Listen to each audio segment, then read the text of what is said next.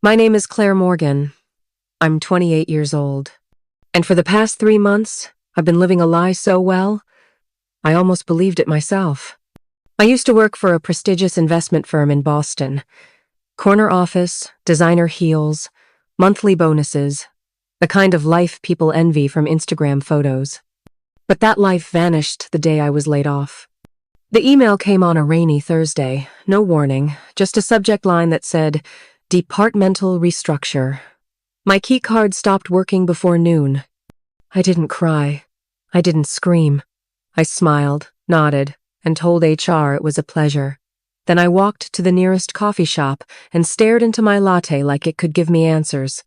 No one knew. I didn't tell my friends. I didn't tell my parents. I especially didn't tell my older brother, Eric, the golden child with the golden life. Instead, I crafted a new identity. Just between jobs. Taking time to consider my options. Consulting freelance. I told anyone who asked. In truth, I was broke, exhausted, and terrified. I sublet my apartment downtown, moved into a shoebox in a sketchy part of town where sirens replaced city views, sold my car, lived off ramen and pride. The only thing I didn't cut was my silence. Every Sunday, I called my parents and lied to their faces through the phone. Yes, things are going well. No, I don't need help. I'm just tired from work. I didn't tell them about the migraines, the kind that left me paralyzed in bed, lights off, cold compress on my forehead, like it was the only thing anchoring me to the planet. No insurance, no prescriptions. Just willpower and blackout curtains. Pride is a quiet killer. It doesn't stab you. It starves you slowly. And I let it. Which brings me to the dinner. It was a Saturday in early October, a monthly family tradition my mother insisted on maintaining like her polished silverware. I arrived at 6:30 sharp, like always. I even wore makeup to cover the weight loss. Wore my old office blazer like a costume from a former life. Eric was already there. His pregnant wife, Lena, beamed like a Christmas card. My mother, Diana, apron-clad and glowing, greeted me with a hug that lingered too long. My father, Richard, gave me his usual, "How's the city treating you?" with a proud pat on the shoulder. They didn't know. Or so I thought. We sat in the living room, pretending to enjoy each other's company. Eric made small talk about baby names and home renovations. Lena asked pointed questions about my apartment and job like a detective in Pearls. I dodged every one of them. Still in the Harbor District? Yep. Still love the firm? Love it. All lies.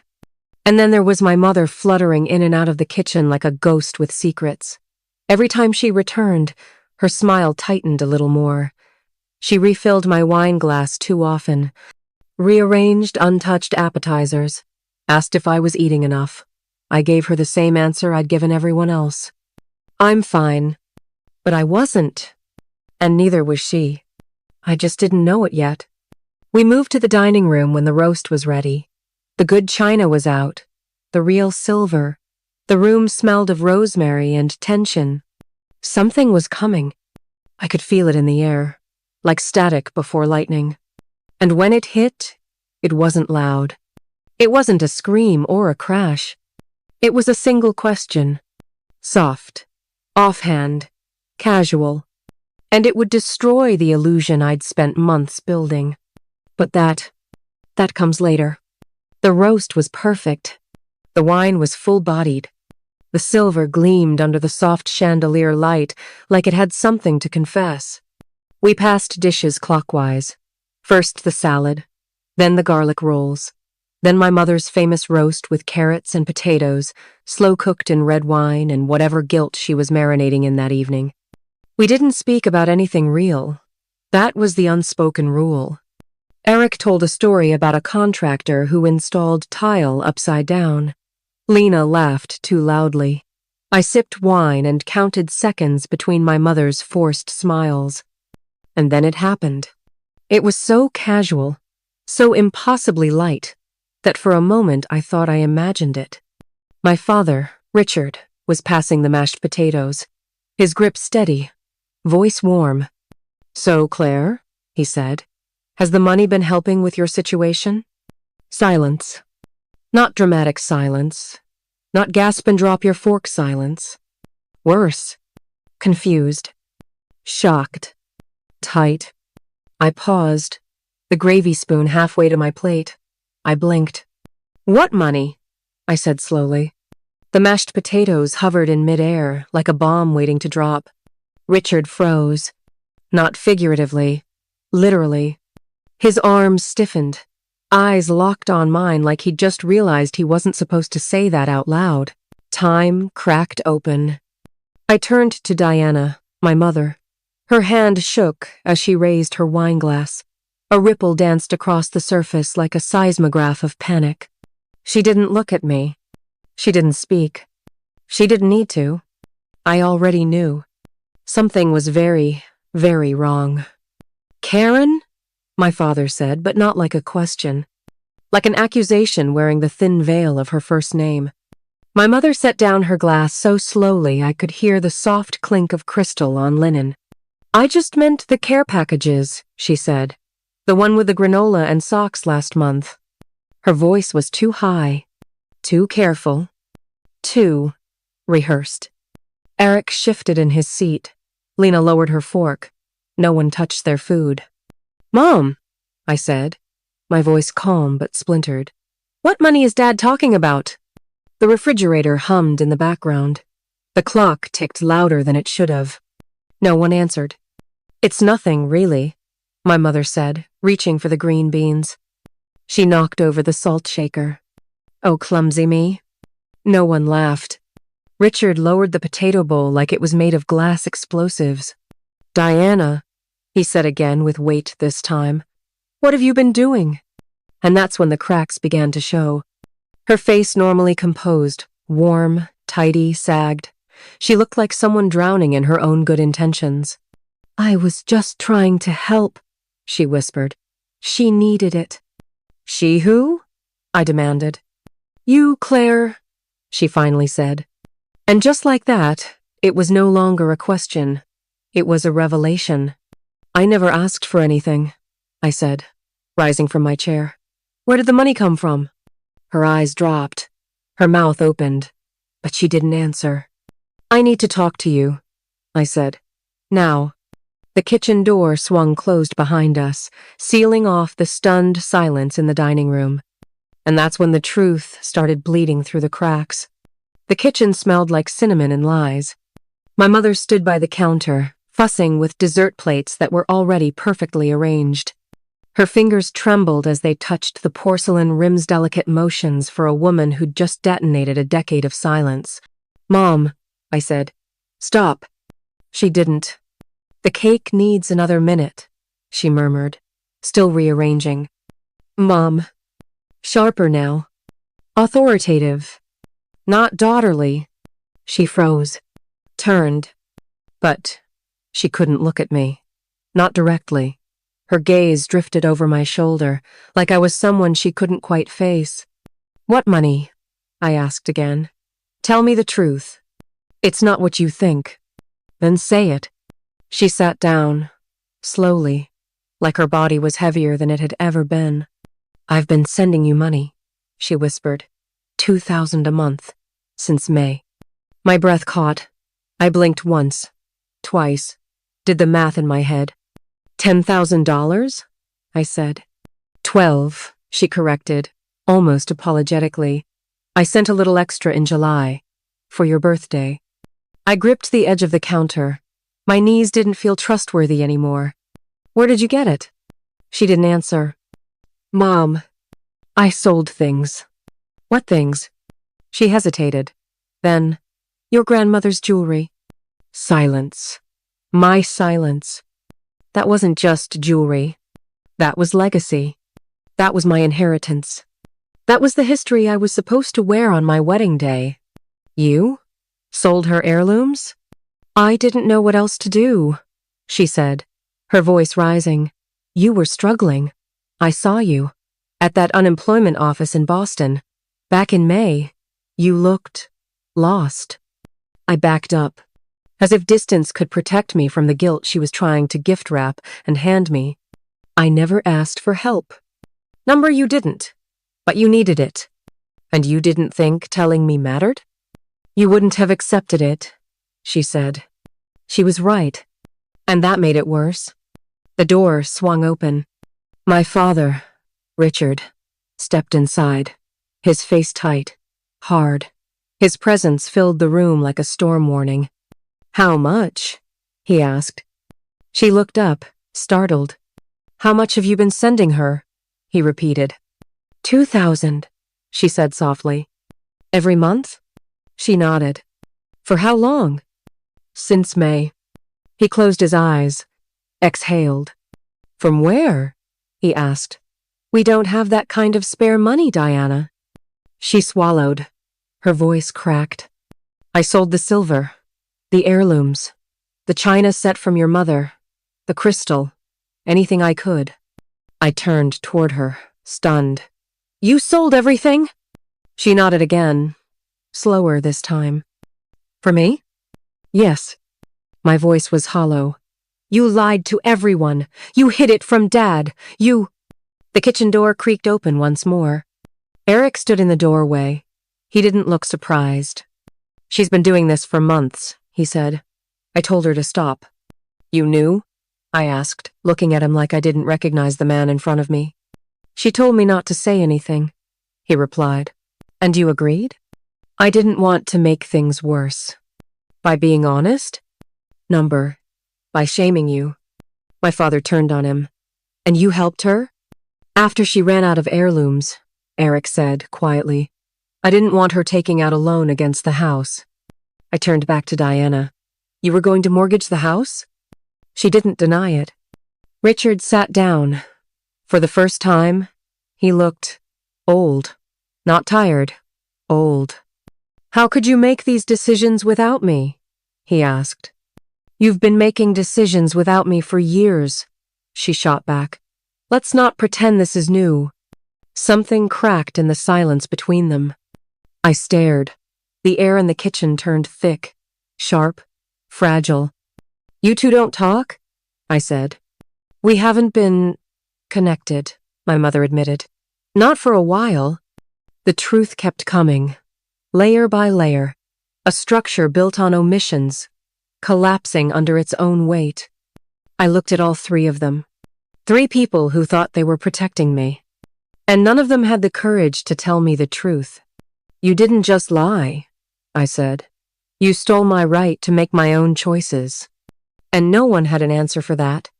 We stood in that kitchen like survivors, after a crash, bruised, confused, still waiting for the impact to finish. No one moved. No one breathed. Even the refrigerator seemed to hum more quietly. My mother began, then stopped. You just what? My father asked.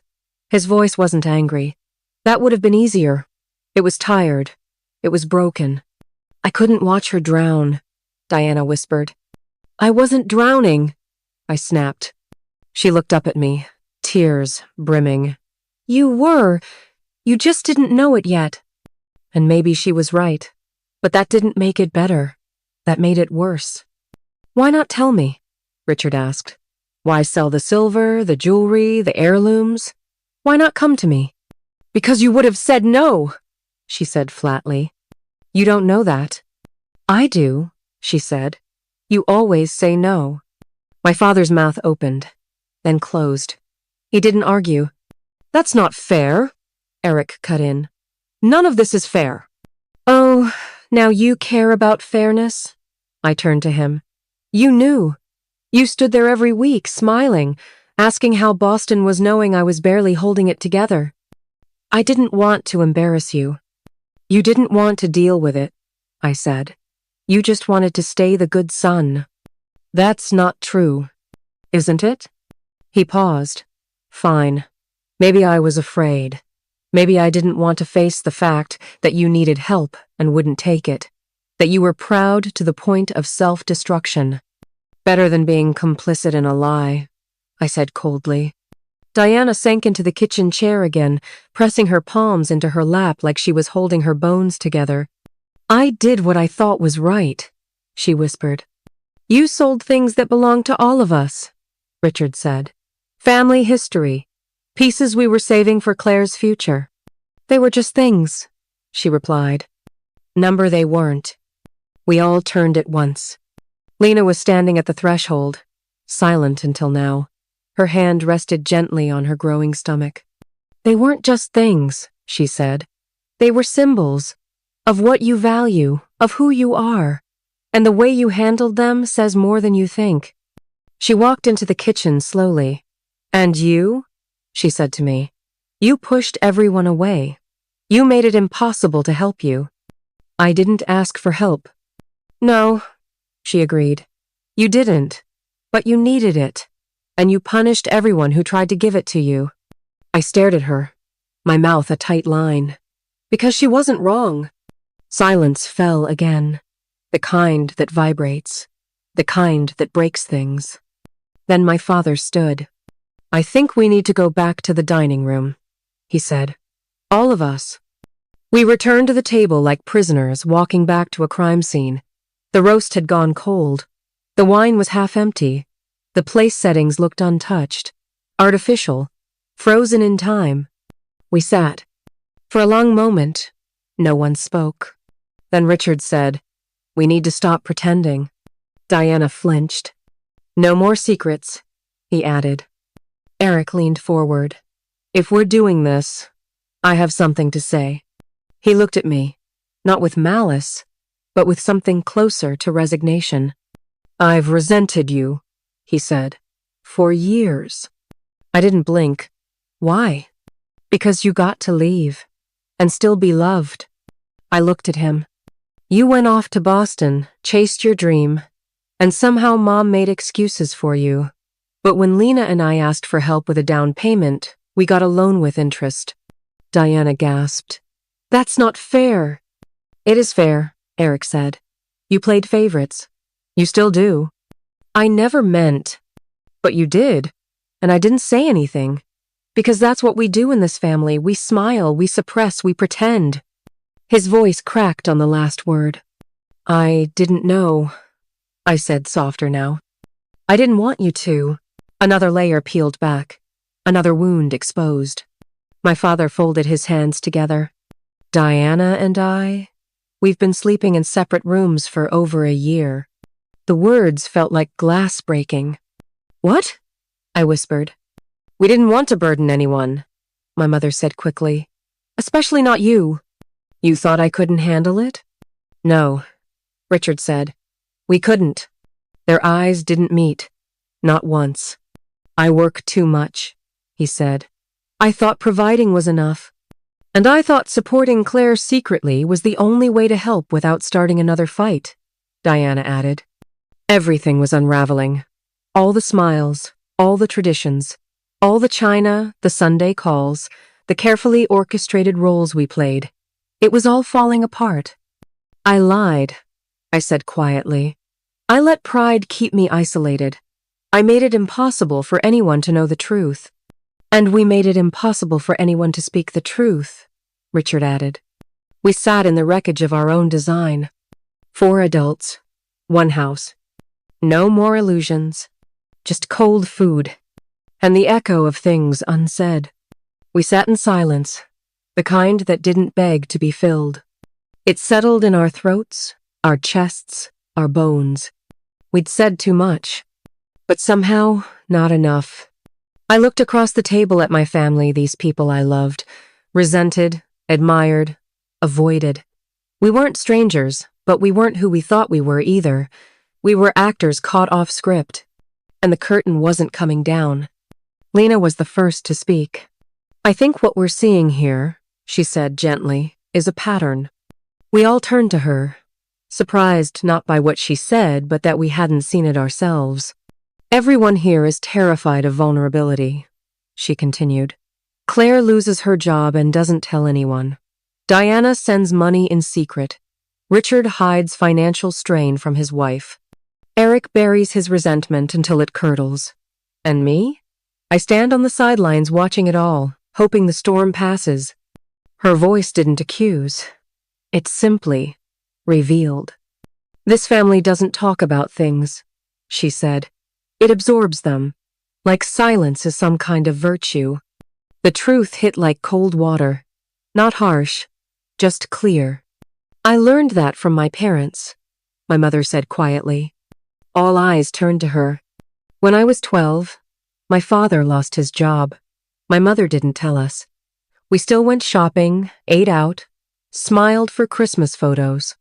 Then one day, we came home and there was a foreclosure sign on the lawn. No warning, just collapse. She took a breath. I promised myself I'd never let my children feel that kind of betrayal. That's why I sent the money, Claire. I thought I was protecting you. You weren't, I said. You were controlling the damage in advance. But damage controlled in secret is still damage. My father nodded slowly, almost to himself. My dad was the same, he said. Never told anyone when he got sick. Hid it until he collapsed at work. By then it was stage 4. He didn't tell my mother. Didn't tell me.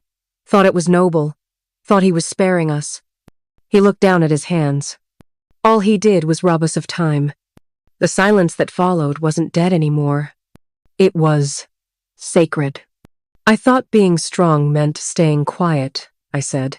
That admitting weakness would unravel everything. Same, Eric added.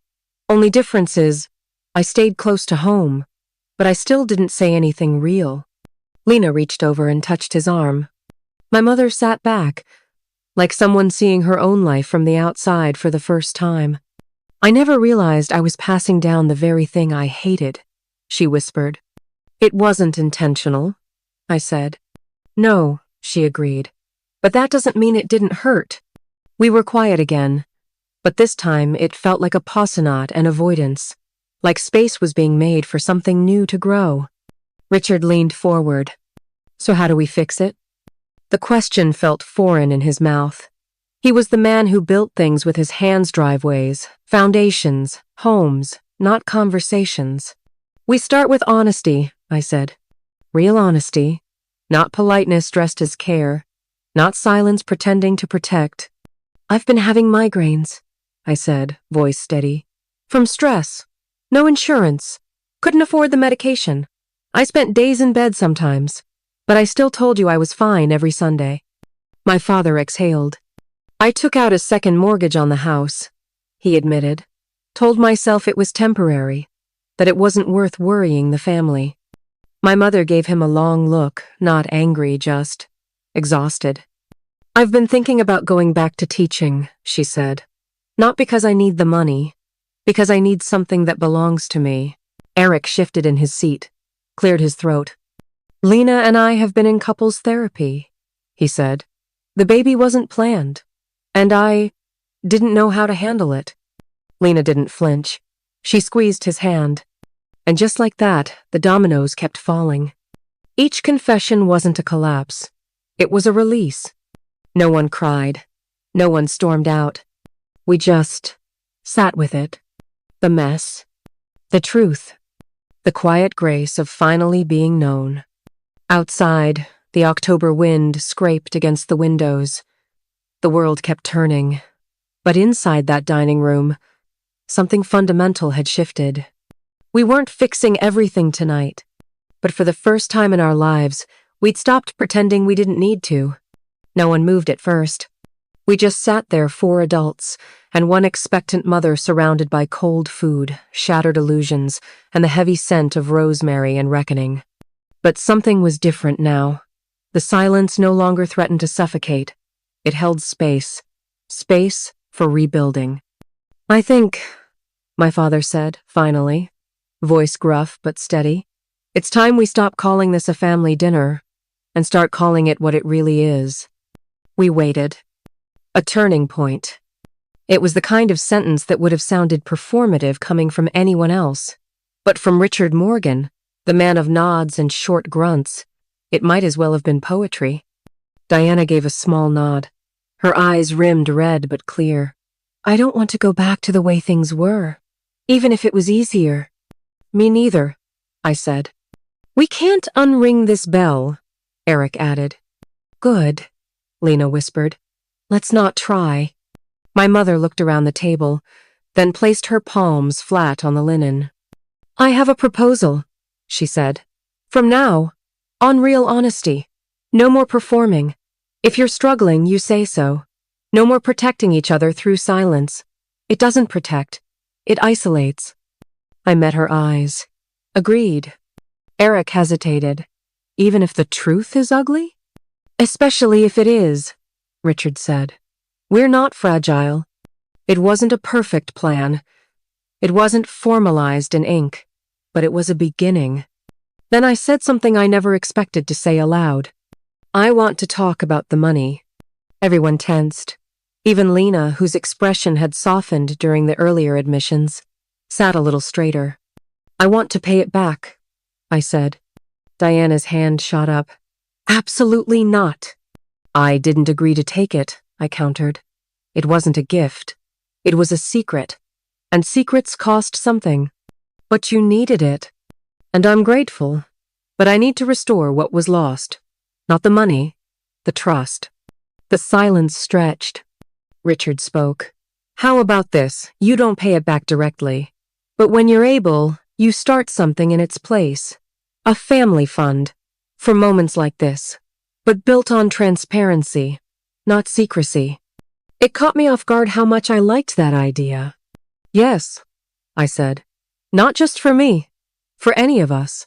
A foundation, not a safety net. Eric nodded slowly. A legacy that means something. Lena smiled. The Morgan Mutual Fund.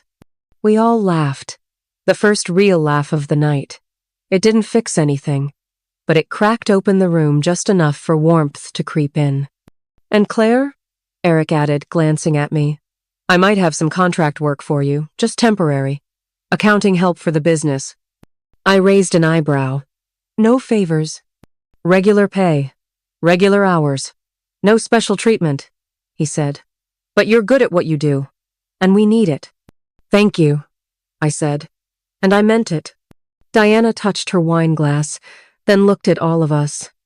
I'm going back to teaching, she said softly. Part-time. At the community college. I need something of my own. Richard didn't protest. He just nodded. It's overdue. Then came the hardest moment. Family therapy? Lena suggested gently. It's helped Eric and me. Maybe it could help all of us. Together. My father's jaw flexed. But to my surprise, he didn't say no. Maybe, he said. I'm not one for talking to strangers about private things. But, maybe. Diana looked shocked, then relieved. I'll go, Eric said. I think we all should. I'm in, I said. We start with 3 sessions, Richard said. See where it goes. It wasn't a sweeping commitment, but it was something. We sat a while longer, talking, really talking, about boundaries, about independence, about how help, when offered, should come with no strings, about how silence is a form of control and so is unsolicited generosity. For the first time, we weren't trying to fix each other. We were listening. I think we should also have weekly calls, I said.